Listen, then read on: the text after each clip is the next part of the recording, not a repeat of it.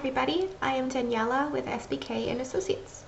Today I wanted to continue on our vCAD video series.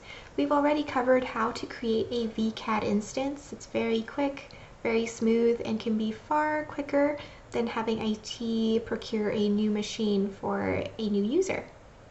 We also covered how to log into the vCAD instance using the web browser and the desktop client. Now here we'll be focusing on how to stop a vCAD instance once you've finished working.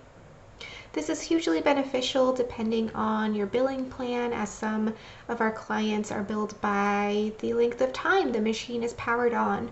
So let's say your user is completed work for the day, but they forgot to stop their machine. We can have some automated tools that will detect idle time, but a very quick way to do this is also to show your users how to stop and start their machines. So here is my test machine we created earlier. As we can see, it's powered on because it says running here on the status column, and it's allowing me to click to connect.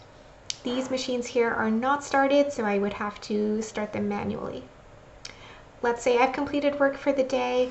I could go ahead and click the stop button, and this will in turn stop that instance, so that way you're not getting billed for this time.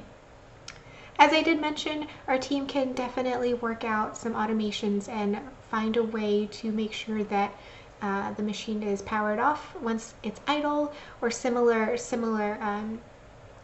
tasks. But here's how to do it manually. It's a one click and it will tell you it's stopping. I will go ahead and circle back once it's completed.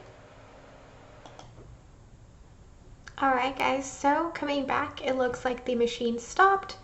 It looks just like the others down here. And next video, we'll be going over how to start your vCAD instance.